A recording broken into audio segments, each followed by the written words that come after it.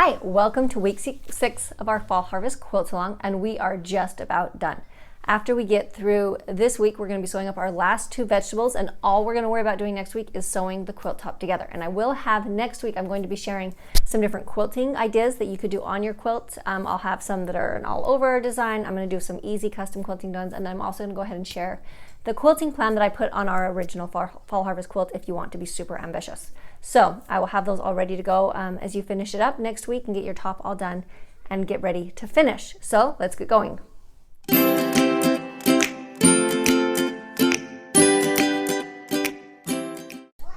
Alright, so this week we are going to be doing our green pepper, and this is the last block that kind of has some little funky things that you have to do to get it to go together, right?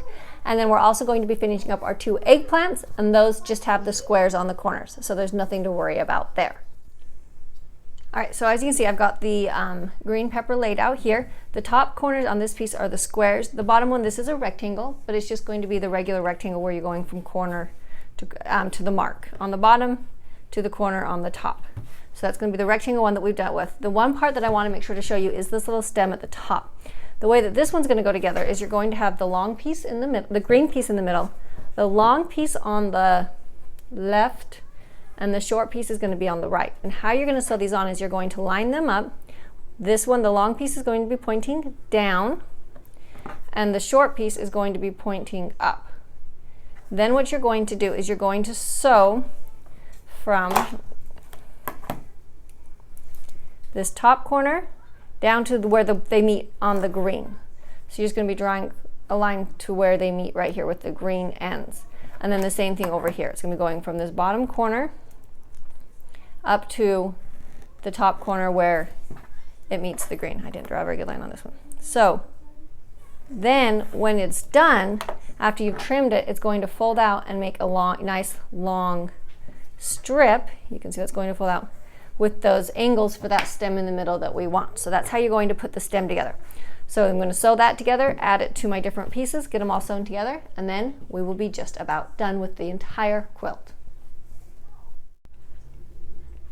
All right, so I've got the short piece is going to be pointing up. I'm going to move it out of the way while I do the long piece first, which is going to point down.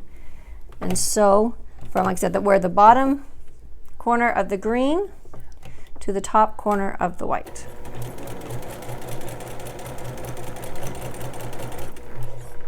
Okay, then I'm going to take the other piece, put it back on, pointing the opposite direction, going up, and again, top corner of the green to the bottom corner of the white.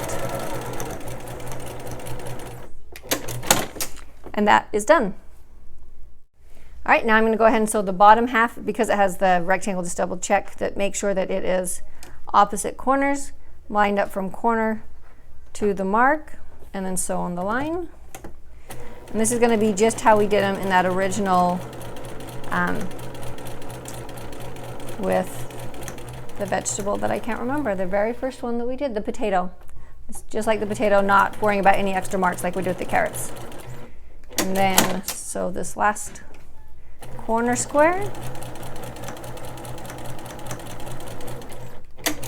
And now we're ready to put all our pieces together. All right, so I finished up the green peppers. So like I said, at this point, all you have left to do is the eggplants.